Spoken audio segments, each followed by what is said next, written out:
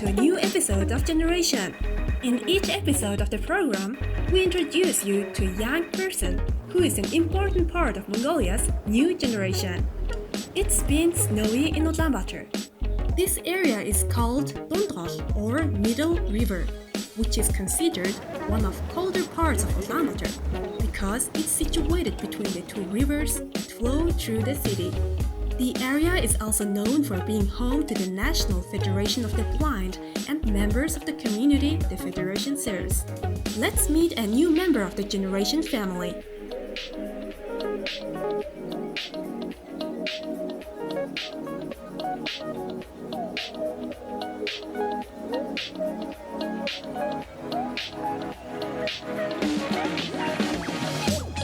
Hello, my name is Angarag-Erdene and I'm 24 years old. I have graduated MI Mongolian International University in 2017 as an English teacher, and I have taught English for a year, and now I'm working at NGO as an interpreter and programmist.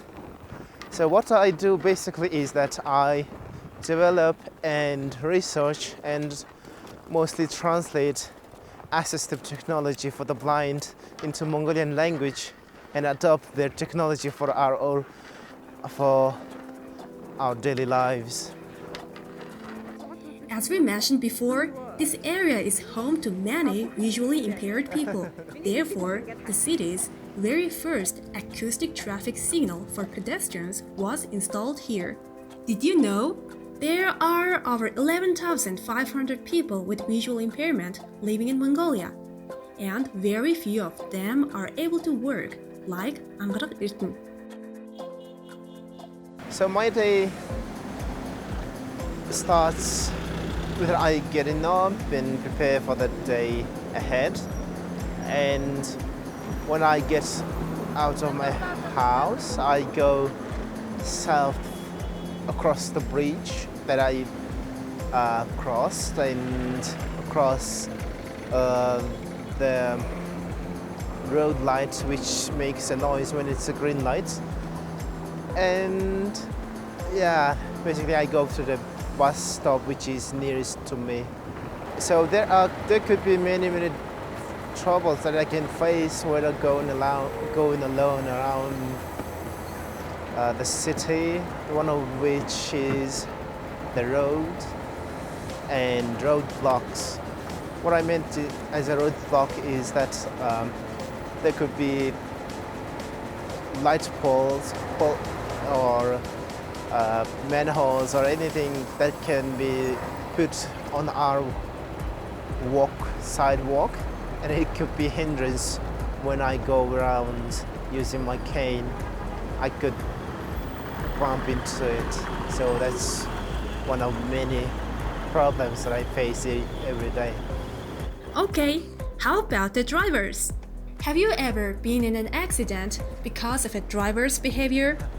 Sometimes drivers behave really badly. Like when there's a green light, they just move forward instead of waiting. They just go forward, speeding away, trying to make it in time, like before I got in front of their car.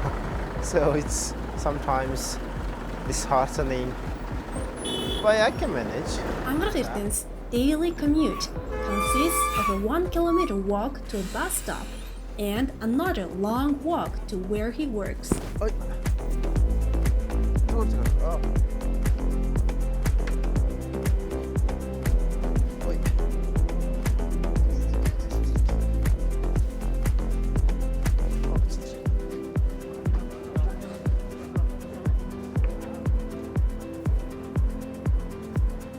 Here we are at the Innovation Development Center of the Blind.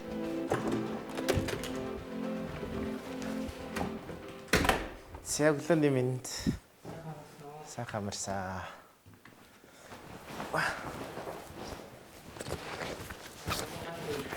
Тройку их ты составлял, да. Тройчуэн. Kurkjuan.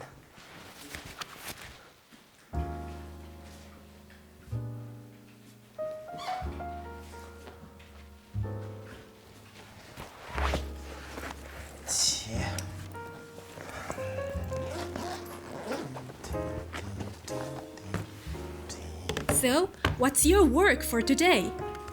What I'm working today is I'm gonna build a website and I'm gonna add a few new contents in there, and also I should check what's going on with the development of the Orbit 20 Braille device, which is the Braille device for the blind who can use computers or any of the smartphones using Orbit 20 Braille device in Braille, so they don't have to listen to text-to-speech software. They just can read the Braille, all the Braille text using their fingertips. So it's very unique device. The Orbit Reader 20 is a portable book reader that features 20 refreshable 8-dot Braille cells. It lets the user read books via SD card and do simple note-taking, and also has Bluetooth and USB connectivity. It's also considered an important independent living aid. It's the most inexpensive Braille reader on the market. But there are fewer than a dozen Orbit Reader 20s in Mongolia. Most of them were donated by a foreign organization to assist Mongolia's blind community.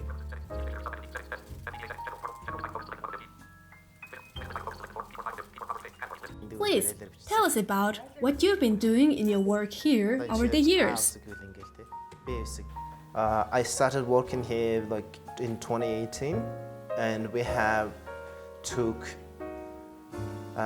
like several projects from then. So one of them is capacity building training project funded by World Intellectual Property Organization, which we did updated the Mongolian Mongolian TTS and created completely new female TTS for the Mongolian language, and also we translated like screen reader software, NVDA screen reader software into Mongolian language, so Mongolian blind people can use computers in their mother tongue instead of learning foreign English language. And also we have developed the e-Braille system, which works for the Braille devices, and blind people can use the Braille device to take notes, to read books, to interact with social media or anything that related with computers and stuff. Wow! You have helped Mongolians living with visual impairments be able to use computers in their native language instead of having to learn English. That's quite an advancement. Congratulations! Working as a programmer and an interpreter, and contributing to the development of his own community means a lot. Angarag-Erdene is also responsible for teaching people in his community how to use this independent living aid at centers for people with visual impairment. Recently, he traveled to Tarkhan, the third biggest city in Mongolia, to teach people how to use Orbit Reader 20. Could you please tell us a little about how the Orbit Reader 20 works? So it might be interesting for you to know like how I can work on computer and smartphones. So let me explain it in a more detailed way. So there is a technology called TTS, which stands for text-to-speech, and there's also software for the Windows operating system that's called screen reader. Well, it's not only for Windows operating system, but it's it's software for reading the text with the help of synthetic voices. What?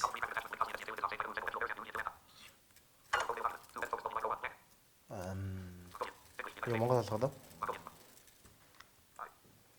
Even though he has special needs, Angarag-Erdene has a truly adventurous spirit. He likes to develop his musical skills all the time. He played piano for 4 years when he was a child. Now he is learning how to play guitar. So,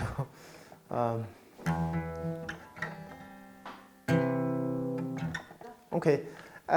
So I bought this guitar not long ago, like 2 months ago, and I'm trying to learn like how to play it, but it's not that difficult, but it's not that easy either. Okay, here you go. Let me try to play something. Okay. So this song is everyone knows about it, I think. On a dark desert highway, you cool wind in my hair, warm smell of colitas rising up through the air. Up ahead in the distance, I saw a shimmering light. My head grew heavy, my sight grew dim. I had to stop for the night. Tell us more about yourself. I was just normal when I was 3 years old, but my vision starts to blur, like from the age since like when I was 3, little by little, little by little. So it took like for over a decade to go completely blind. What's your brightest memory from childhood? The most bright memory that I have when I could see is like be with my family, go out together and like watch the cars race by, like the colorful cars, different colors of cars racing by, and I named them. I was like 6 years old, I think. That's one of the brightest memory that I have when I could see. And also I used to like draw, and I used to like draw, and my parents would reward me for the drawing that I have done, and that's also one of the memories from the sighted past that I had. How did your parents raise you? Many parents of visually impaired children today make mistakes.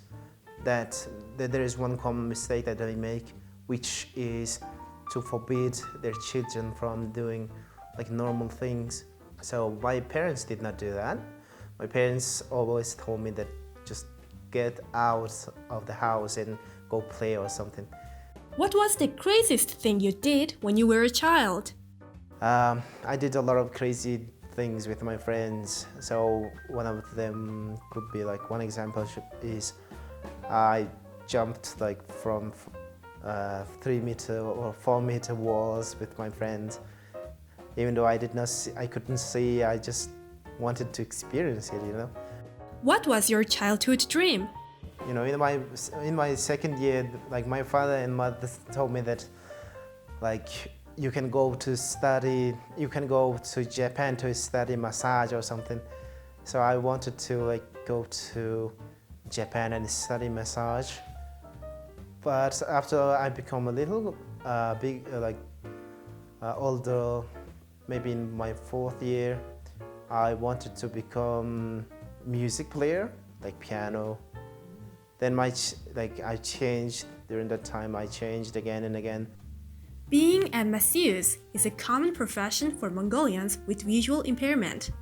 There are over 20 massage centers called Best Massage located all over Ulaanbaatar, where most of the people who work there are blind.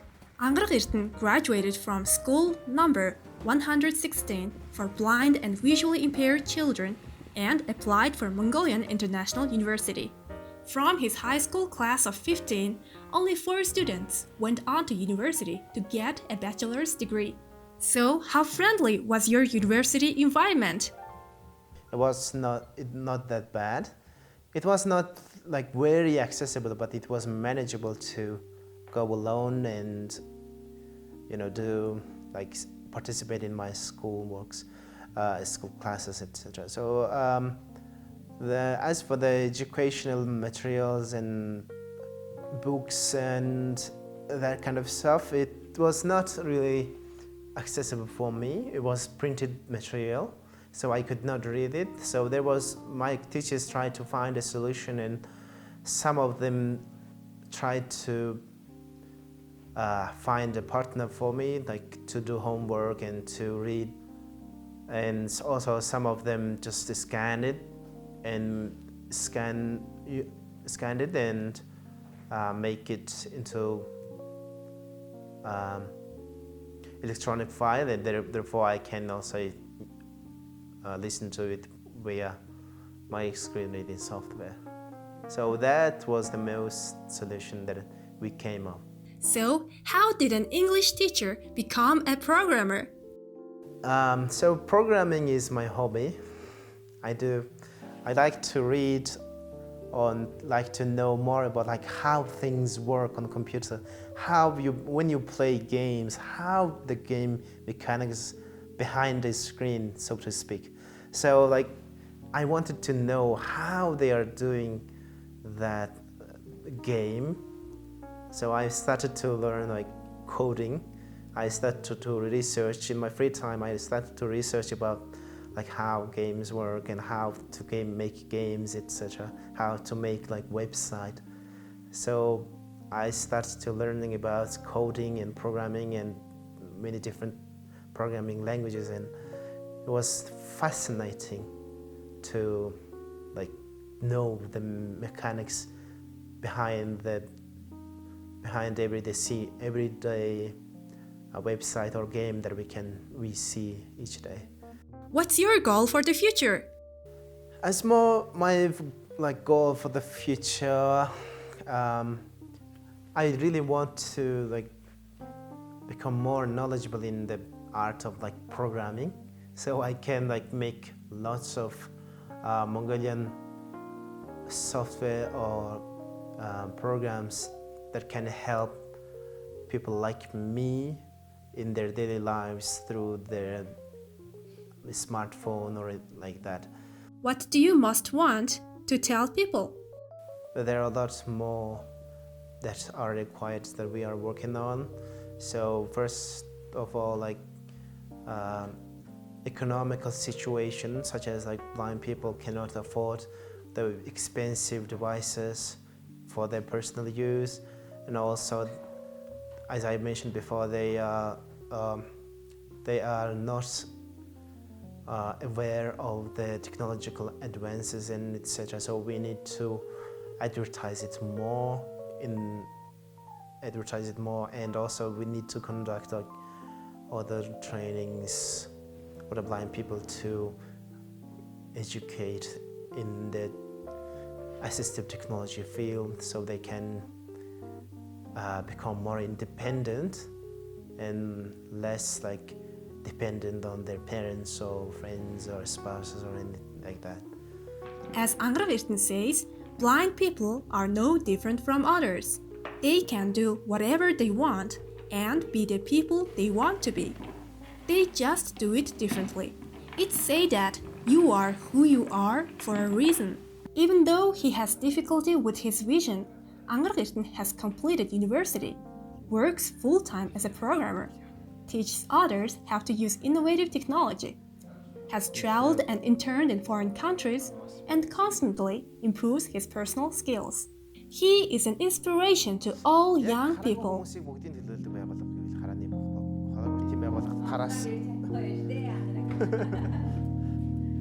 제